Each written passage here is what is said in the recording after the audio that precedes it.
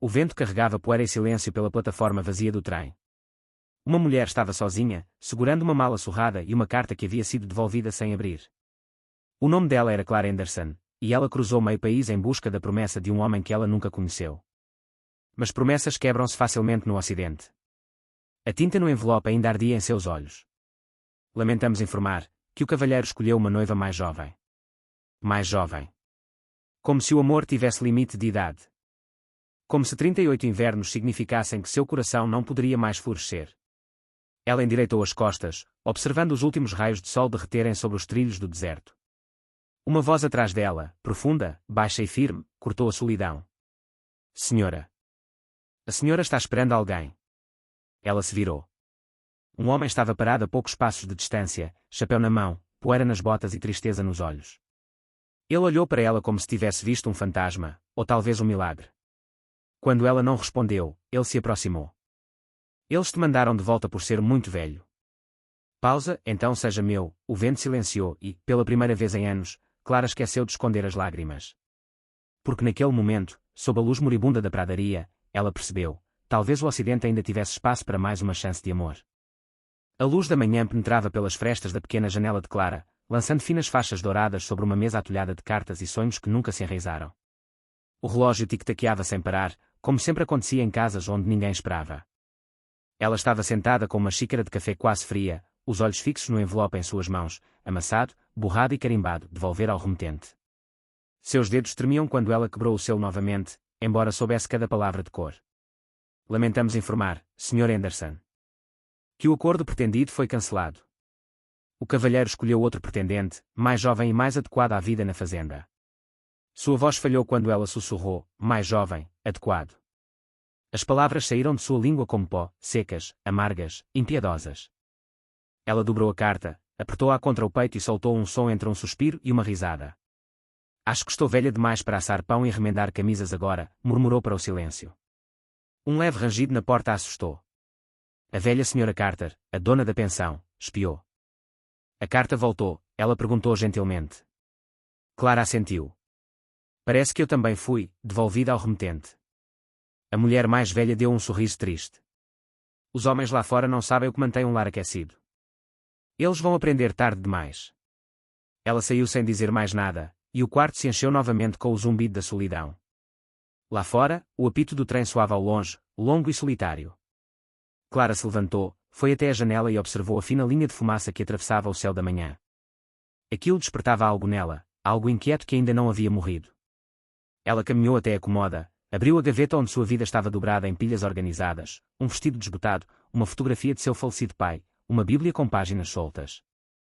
Abaixo delas, encontrou a primeira carta que enviara, aquela destinada a um homem chamado Elias Canim Dry Creek, Texas. O papel estava amarelado nas bordas, mas sua caligrafia ainda era cuidadosa e esperançosa. Sei cozinhar, costurar e fazer companhia. Conhecia a tristeza, mas ainda acredito na bondade. Ela fechou os olhos e sussurrou, talvez não tenha sido você quem disse não. Talvez tenha sido o mundo. Quando os abriu novamente, a decisão já estava tomada. Ela arrumou a mala, um vestido azul, um pente e a mesma carta. Sua mão permaneceu na maçaneta como se ela pudesse fazê-la voltar, mas não havia mais nada pelo que esperar. Lá fora, a estrada de terra brilhava sob o calor, estendendo-se em direção à estação como uma promessa. Clara caminhava devagar, cada passo carregado pelo que estava deixando para trás, mas leve pelo que ainda poderia encontrar. O chefe da estação tirou o chapéu. Indo para o oeste, senhora. Ela deu um leve sorriso. Acho que sim. Tem família aí? Ela olhou para o horizonte, a palavra família prendeu a garganta. Ainda não. O apito soou novamente, mais agudo desta vez, enquanto a besta de ferro se aproximava com um chiado de vapor e cheiro de carvão. Ela subiu a bordo, acomodou-se perto da janela e segurou a carta devolvida no colo. À medida que o trem avançava, a cidade que ela conhecia a vida toda desapareceu. Pela primeira vez em anos, Clara Anderson não estava esperando ninguém, ela estava indo a algum lugar. O sol mal havia nascido acima das colinas quando Elias Kane desceu do cavalo, as botas afundando na terra seca do pátio da fazenda. O chão estalava a cada passo, não chovia há meses, e até o vento se esquecera de sussurrar ali. Ele amarrou o cavalo ao poste, limpou a poeira do chapéu e soltou um suspiro que pareceu mais pesado do que deveria. Dentro do celeiro, o ar cheirava a feno e arrependimento. Uma única lanterna queimava fracamente, lançando longas sombras sobre ferramentas, cordas e o fantasma de uma vida outrora plena. Na parede, pendia uma pequena fotografia de uma mulher com olhos escuros e um sorriso que ainda doía de se olhar. Ele estendeu a mão e passou o polegar pela borda da moldura. Bom dia, Ana, murmurou ele. Mais um dia que você não está aqui para ver. Ele ficou ali por um tempo, até que o silêncio se tornou insuportável. As vacas estavam inquietas e as cercas precisavam de conserto, mas a dor em seu peito era mais lenta do que qualquer tarefa. A tristeza havia se tornado parte da rotina, como o nascer do sol, como a poeira. O velho cão da fazenda trotou, abanando o rabo preguiçosamente. Vamos, Scout, disse Elias, coçando pelo cinza atrás das orelhas. Não adianta ficar parado. O trabalho não se resolve sozinho. Quando chegou ao curral, o cavalo do xerife já estava lá, amarrado ao lado do seu. O xerife Dalton, alto e largo, com um sorriso capaz de suavizar tiroteios, encostou-se na cerca, mastigando um pedaço de palha. Bom dia, Kane. Você parece pior que uma mula em julho. Elias resmungou. É esse o seu jeito de dizer bom dia, Dalton? Depende. Você pretende responder ou ficar só remoendo como na semana passada? Elias subiu na cerca, com o olhar percorrendo os campos áridos. Não há muito a dizer. As plantações estão morrendo. O banco está esperando. E as noites estão quietas demais. O xerife cuspiu a palha na terra. Você já pensou que talvez o que você precisa não seja mais terra, mas alguém para retrucar? Elias deu um sorriso cansado. Não pense que ainda tenho charme para namorar. Dalton riu baixinho. Ainda bem que charme não é preciso. Tem uma agência nova em Abilene mandando noivas para o oeste. Por encomenda. Mulheres procurando um começo, assim como você procurando um fim. Elias balançou a cabeça. Não sou o tipo de homem que uma mulher quer. Não tenho nada além de trabalho e fantasmas. Dalton cruzou os braços. Fantasmas não mantêm um homem aquecido, Ellie. As palavras pairaram entre eles, honestas e cortantes. Elias não respondeu de imediato. Observou os campos, fileiras de talos secos curvados ao vento, da cor de ossos velhos. A ideia de outra voz naquela casa, de outra mão à mesa, despertou algo que ele não reconhecia mais. Naquela noite, depois das tarefas e do silêncio, ele se sentou à mesa da cozinha com uma garrafa de uísque e uma única folha de papel. A lâmpada tremeluziu, projetando sua sombra na parede. Ele mergulhou a caneta, hesitou e começou a escrever. Meu nome é Elias Kane. Tenho 42 anos. Tenho um ranchinho, alguns cavalos e mais terra do que consigo cuidar sozinho. Não sou muito de falar, mas acredito em trabalho e honestidade. Se você procura conforto ou coisas boas, não posso prometer. Mas se você quer um lar e alguém que o mantenha seguro, acho que posso oferecer isso. Ele parou, olhou fixamente para a tinta se espalhando pelas fibras. Não era nada sofisticado. Não era o tipo de carta que as mulheres sonhavam em receber. Mas era verdade, e a verdade era tudo o que lhe restava. Ele assinou, dobrou o papel e o colocou em um envelope. Na manhã seguinte, foi até a cidade e o colocou na caixa de correio em frente ao armazém geral. Ao se virar para sair, viu Dalton observando do outro lado da rua. O xerife tirou o chapéu, sorrindo. Eu te disse, Kane, às vezes é preciso ter um pouco de fé. Elias não disse nada, apenas montou em seu cavalo e cavalgou de volta em direção ao horizonte. Ele ainda não sabia, mas aquela carta viajaria mais longe do que ele poderia imaginar, até as mãos de uma mulher que já havia sido informada de que era velha demais para o amor. As rodas do trem rangiam contra os trilhos, um longo grito de metal e distância. Clara estava sentada perto da janela, com as mãos enluvadas apoiadas no colo, observando o mundo passar em tons de dourado e cinza. Cidades passavam rapidamente, um borrão de torres de igrejas, moinhos de vento e campos que pareciam se estender até o infinito. Seu reflexo a encarava no espelho, pálido e pensativo. A carta que ela carregava estava cuidadosamente dobrada na bolsa, com os vincos macios de tanto ser lida. Elias Kane, ela sussurrou o nome para si mesma, como se estivesse distante como soava em sua voz. Forte, quieto, como alguém que pertencia mais à terra do que ao ar. À sua frente, estava sentada uma mulher de rosto bondoso, com um gorro de renda, tricotando com dedos rápidos e ágeis. Você está indo para o oeste, querida? Perguntou a mulher sem olhar para cima. Clara assentiu. Até onde o trem me levar? A mulher sorriu. Não somos todos assim. Sou a Sra. Winslow. Vou-me juntar à minha filha em Abilene. Ela diz que é trabalho e pessoas gentis. Você tem família esperando. Clara hesitou. A palavra família ainda soava estranho em sua boca. Não, disse ela suavemente. Só uma carta que me dizia para vir.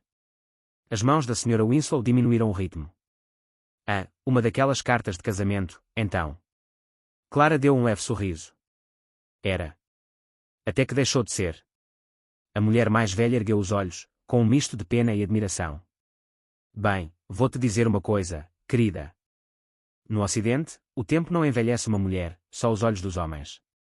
Mantenha a cabeça erguida e não deixe ninguém te dizer quando você terminar.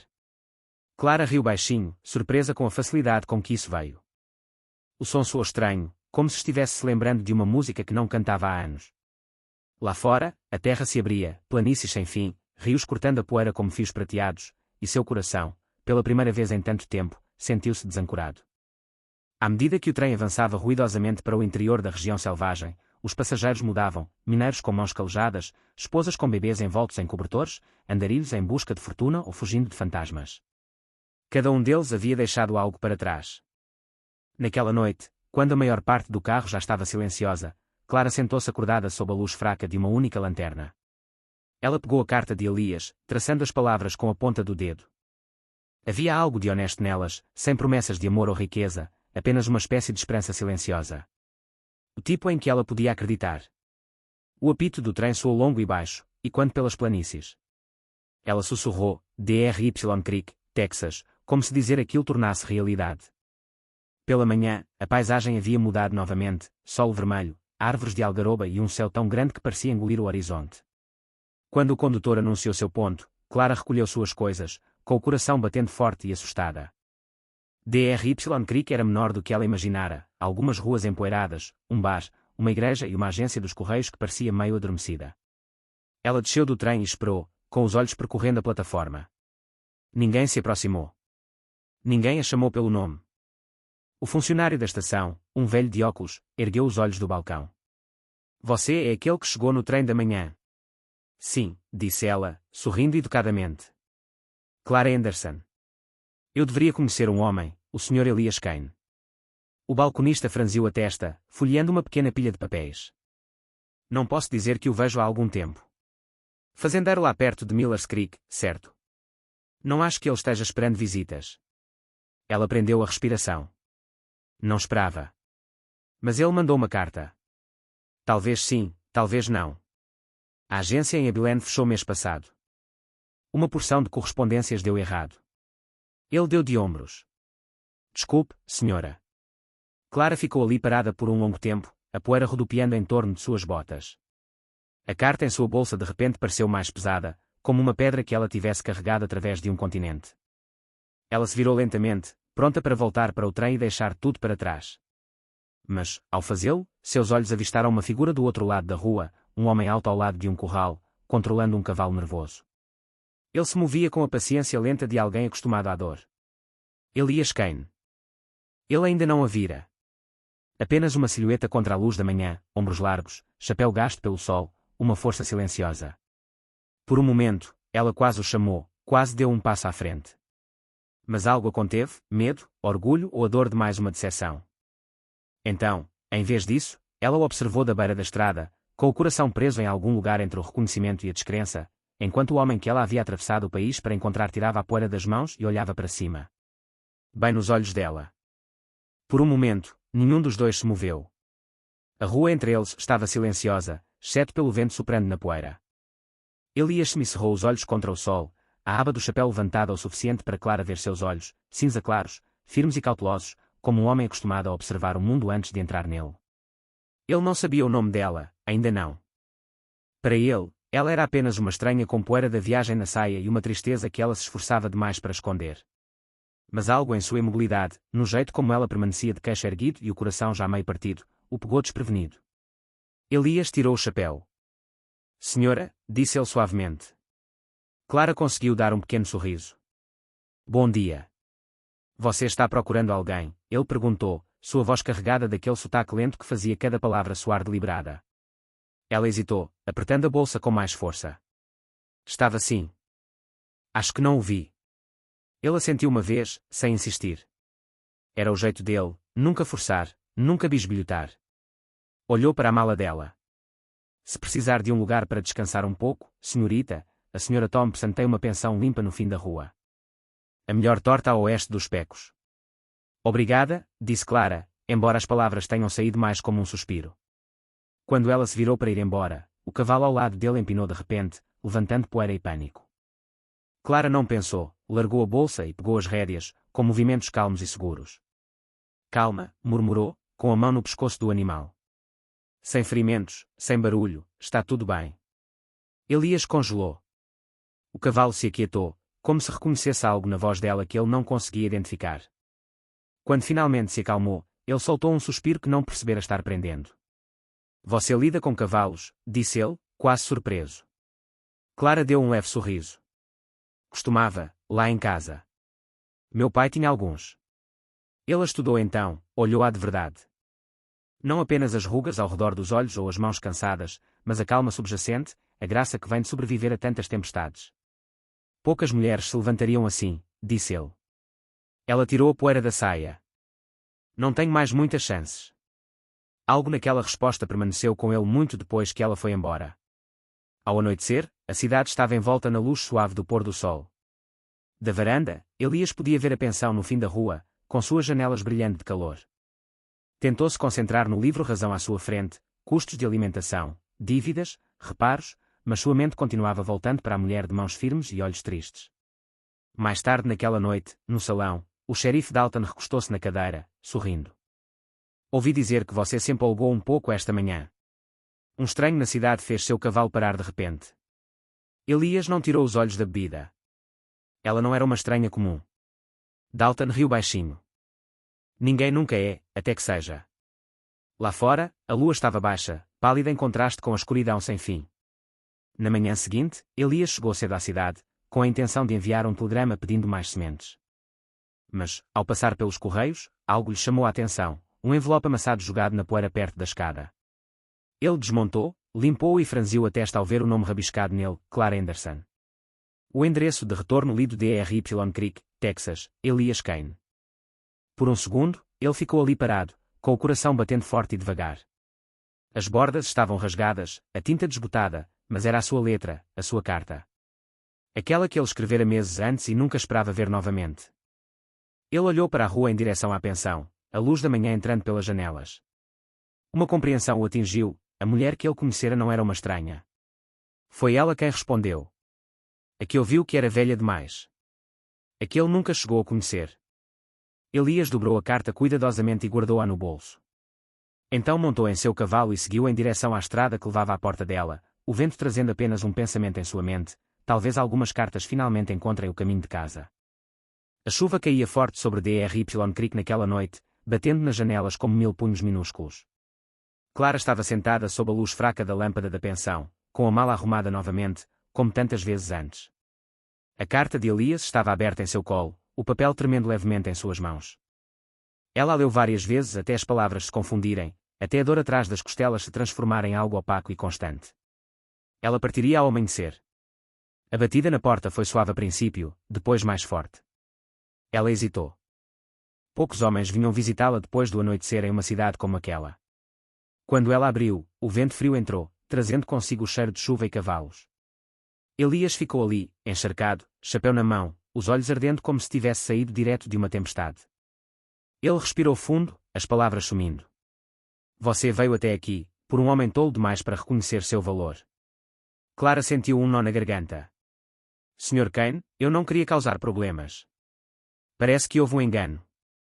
A agência me mandou para cá, mas... Ele balançou a cabeça, dando um passo à frente apenas o suficiente para que a luz da lanterna tocasse seu rosto. Sem dúvida.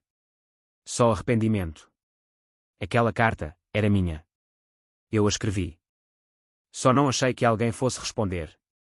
Ela olhou para baixo, a chuva pingando da ponta do chapéu dele no assoalho entre eles. Você não esperava uma velha. Baixou a voz. Eu não esperava ninguém. E foi isso que recebi, até agora. Lá fora, trovões ecoavam pelas colinas. Lá dentro, silêncio. A mão de Clara tremia enquanto ela tentava fechar a porta, mas ele a impediu delicadamente com a palma da mão. Você vai embora, disse ele. Eu vi sua bolsa perto da janela. Não posso ficar onde não sou desejado. Você acha que eu não quero você? Ela então o encarou, inquisitiva, incerta. Você nem me conhece. Ele tirou o chapéu, colocou-o sobre a mesa e disse, quase num sussurro, talvez não. Mas eu sei como é perder. E sei o que significa olhar para alguém e sentir o silêncio se calar pela primeira vez em anos. Os olhos de Clara se encheram de lágrimas antes que ela pudesse contê-los. Ela se virou, agarrando a maçaneta como se ela pudesse mantê-la de pé. O senhor não deveria dizer essas coisas, Sr. Kane. O senhor não fala sério. O apito do trem soou ao longe, um grito longo e triste. Elias se aproximou, a chuva pingando do casaco. Mandaram você de volta por ser velho demais, disse ele suavemente, então seja meu. As palavras pairavam ali, cruas e trêmulas no ar. Ela prendeu a respiração. Por um instante, nenhum dos dois falou.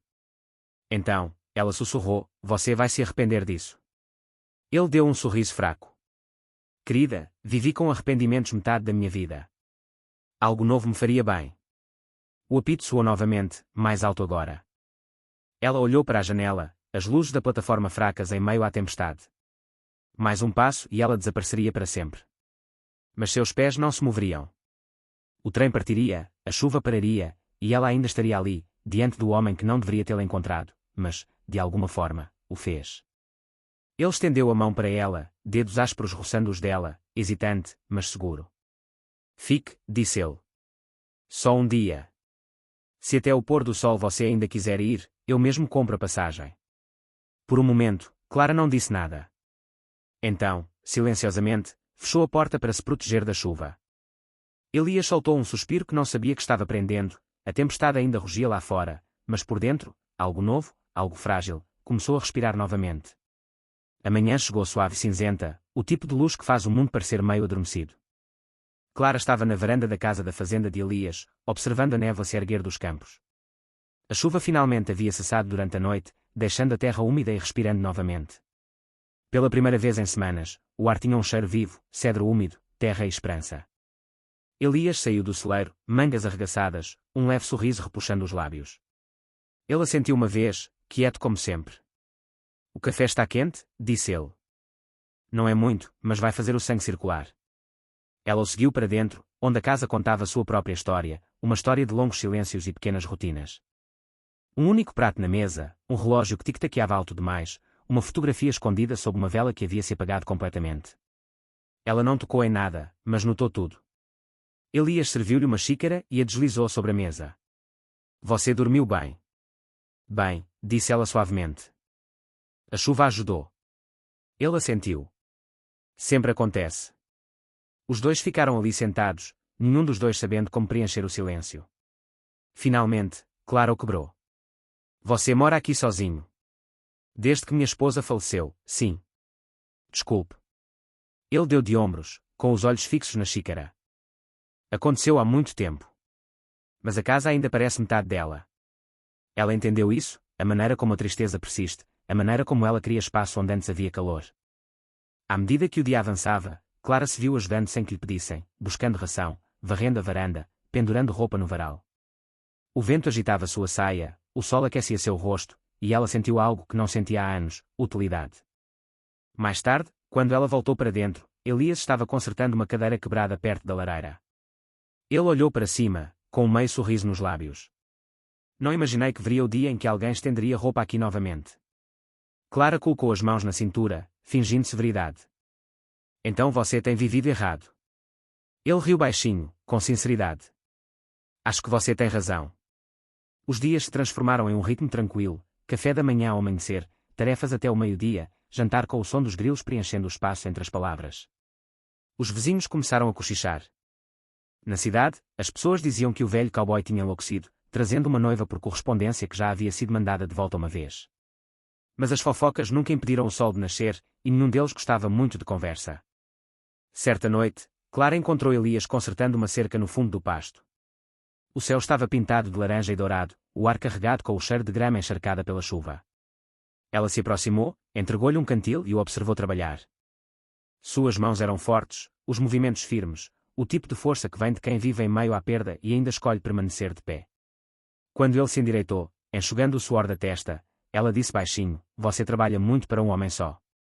Ele sorriu. Você está reclamando. Só notando. Ele olhou para ela então, olhou de verdade.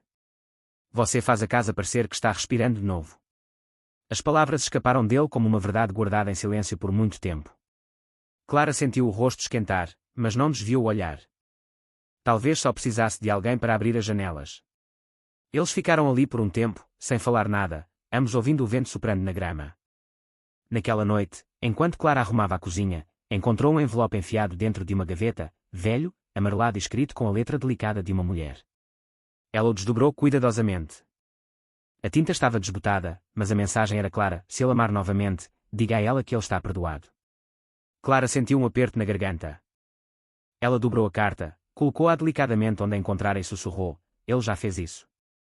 Lá fora, Elias estava parado sob as estrelas, sem perceber que ela o havia lido. Ele olhou para a janela, onde a luz dela brilhava suavemente contra a escuridão, e pela primeira vez em anos, sentiu que sua casa não era mais mal assombrada, era seu lar novamente. O verão chegou seco e implacável. O céu ficou pálido e vazio, o ar carregado de poeira que se agarrava a cada respiração. Semanas se passaram sem chuva, e a terra começou a rachar como um pergaminho velho. O rio encolheu até virar um fio, a grama perdeu o verde e até o gado permaneceu imóvel sob o peso do calor. Elias se levantava antes do amanhecer todas as manhãs, dando continuidade ao pouco trabalho que o sol ainda não havia queimado. Clara o seguia, ajudando no que podia, remendando cercas, carregando água, fervendo o pouco que restava para o jantar. Ela nunca reclamou, nem uma vez, embora suas mãos ficassem cheias de bolhas e suas saias ficassem cinzentas de poeira. Certa tarde, o vento mudou, cortante, quente e estranho. O tipo de vento que fazia os pássaros desaparecerem e os cavalos ficarem inquietos. Clara ergueu os olhos da pia, sentindo-o antes mesmo de vê-lo. Uma nuvem escura subindo sobre as colinas, rolando rapidamente. Fumaça. Elias, ela chamou, sua voz rompendo o silêncio. Ele já estava correndo do celeiro, com os olhos fixos no horizonte. Fogo, disse ele, quase sem fôlego. Levem os cavalos para o leito do riacho. As chamas vieram rapidamente, cortando a grama seca como se tivessem um propósito. O ar se encheu com o rugido, vivo e raivoso. Clara agarrou as rédeas da égua mais jovem, tentando levá-la embora, mas o animal entrou em pânico e recuou. Calma, menina, ela sussurrou, mas sua voz foi abafada pelo vento. Elias estava ao lado dela em segundos, puxando-a para longe enquanto uma onda de calor os envolvia. Vão, gritou ele. Vão para casa. Eu não vou te deixar. Ele olhou feio, a fumaça ardendo em seus olhos. Não discuta, Clara. Mas ela não lhe deu ouvidos. Correu de volta, com as saias esvoaçando, pegou um balde e se juntou a ele. Juntos, lutaram contra o fogo até os braços doerem, apagando faíscas, carregando água, tossindo em meio à fumaça. O telhado do celeiro cedeu, as vigas rangendo ao ceder. Elias, gritou Clara, vendo as chamas se aproximarem da baia. 2 cavalos ainda estavam lá dentro. Ela correu antes que ele pudesse detê-la. O calor a atingiu como uma parede, seus pulmões queimaram, sua pele formigava, mas ela continuou andando. Desamarrou o primeiro, deu um tapa em seu flanco, depois o segundo. Quando Elias a alcançou, ela estava cambaleando, com a manga chamuscada, o cabelo chamuscado, os olhos arregalados e atordoados. Ele a segurou quando ela caiu, de joelhos no chão, aninhando-a contra si. Não ouso me deixar, ele sussurrou, com a voz embargada. Não depois que eu te encontrei. A chuva finalmente chegou, não uma tempestade, mas uma suave clemência que sibilava contra o fogo que se apagava. O mundo cheirava a cinzas e terra, e quando Clara abriu os olhos, o céu chorava por ambos. Elias a abraçou, a testa apoiada na dela. Você é uma idiota, disse ele, com a voz trêmula. Você também, ela sussurrou de volta, e de alguma forma, ambos riram. O rancho sobreviveu, marcado, mas de pé. A cidade veio ajudar, trazendo baldes, cobertores e compaixão.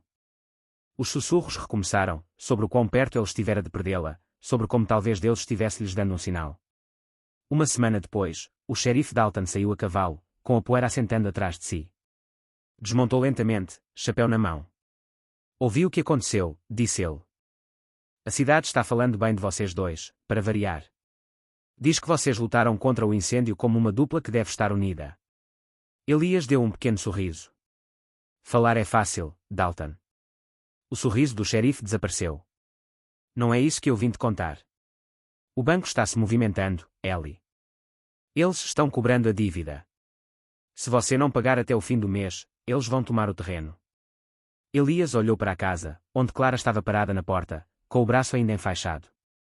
Eles não podem, disse ele baixinho. Dalton suspirou.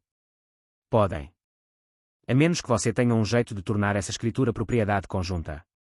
2 assinaturas em vez de uma podem lhe dar mais tempo. Elias o encarou, com a compreensão se instalando pesada e real. Você quer dizer casamento? O xerife assentiu. Isso tornaria a reivindicação mais difícil de ser apreendida. Você sabe como diz a lei. Elias se virou para a casa. Clara o observava da varanda, o sol poente refletindo em seus cabelos. Ele conseguia ver tudo agora, o fogo, a briga, a maneira como ela o apoiara quando o mundo se transformou em fumaça. Ele tirou o chapéu, falando em voz baixa, principalmente para si mesmo. Acho que está na hora de parar de inventar desculpas para mantê-la aqui. Dalton sorriu. Já era hora, Kane. Elias começou a andar em direção à casa, cada passo lento e seguro, o vento calmo agora, a terra ainda fumegante, mas viva, assim como eles. O sol nasceu suave e vermelho sobre Dry Creek, o tipo de alvorada que parece uma promessa sussurrada antes do mundo acordar. O ar ainda carregava o cheiro de madeira queimada, mas a terra estava viva novamente, pequenos brotos verdes brotando do solo enegrecido, uma prova silenciosa de que, mesmo depois do fogo, a vida encontra um caminho de volta. Clara estava perto da janela, abotoando seu vestido branco simples. Não era novo, apenas limpo, remendado e dela. O tecido roçava seus pulsos como um segredo que ela não tinha certeza se merecia guardar. Lá embaixo, ela podia ver Elias perto do celeiro, penteando a crina do cavalo, os ombros rígidos de um nervosismo que ele jamais admitiria. Ela se pegou sorrindo, um sorriso raro e tímido. Pela primeira vez em anos, ela não estava se preparando para ir embora. Estava esperando para ficar. A pequena igreja nos limites da cidade estava pela metade naquela manhã, vizinhos, rostos curiosos e o xerife Dalton ao fundo, tentando esconder um sorriso atrás do chapéu.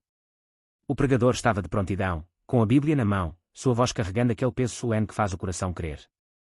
Elias ocupou seu lugar na frente, sua melhor camisa passada, suas botas limpas, embora a poeira o tenha encontrado de qualquer maneira. Quando Clara entrou, o quarto pareceu silencioso. Ela caminhava devagar, com firmeza, sem tirar os olhos dele. Quando ela o alcançou, Elias segurou suas mãos, ásperas e trêmulas. O pregador começou a falar, mas para os dois, o mundo havia ficado em silêncio, apenas o som de suas respirações e o ranger do velho piso sob seus pés. Você, Elias Kane, disse o pregador, aceita esta mulher como sua legítima esposa, para amar e cuidar dela por todos os seus dias. Elias olhou para ela e, pela primeira vez, as palavras saíram com facilidade.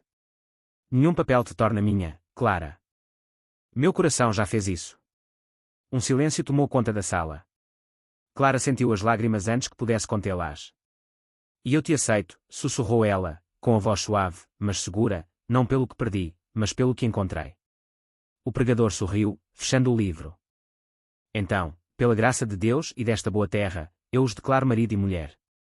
Lá fora, as primeiras gotas de chuva começaram a cair, lentas, suaves, indulgentes. As pessoas ofegavam baixinho, saindo para a chuva, com os rostos erguidos para o céu. Após meses de seca, era como se os próprios céus tivessem escolhido aquele momento para respirar novamente. Elias tirou o chapéu, olhou para as nuvens e riu, um som profundo que vinha de algum lugar há muito enterrado. Acho que o bom Deus decidiu nos abençoar de verdade, disse ele. Clara pegou o braço dele e se aproximou. Ou talvez ele só tenha esperado até estarmos prontos. Eles saíram juntos para a chuva, de mãos dadas, o mundo cheirando a poeira e renovação. Os sinos tocaram, a cidade vibrou, e a água encharcou o vestido dela, o cabelo dela, o casaco dele, lavando as cinzas, a tristeza, os anos de solidão que nenhum dos dois havia falado em voz alta. Mais tarde, quando o sol voltou a brilhar, eles ficaram parados junto à cerca, observando a terra beber. O rancho se estendia diante deles, brilhando úmido e dourado sob a luz. Elias se virou para ela, enxugando uma gota de chuva de sua bochecha. Velha demais para o amor? Perguntou ele suavemente. Clara sorriu, os olhos brilhando como os campos úmidos ao redor. Talvez. Mas não tarde demais. O vento soprava suavemente pela grama, em algum lugar além das colinas, o trovão soou uma última vez antes de desaparecer em paz. E lá, no coração do velho oeste, entre poeira, fogo e chuva, duas almas que pensavam que seu tempo havia passado finalmente encontraram o lugar ao qual deveriam pertencer. E esse é o fim desta história sob o amplo céu ocidental. Obrigado por assistir, e por embarcar conosco em mais uma história de amor, perda e esperança. Até a próxima, mantenha seu coração aberto e sua cela firme, nascer do sol.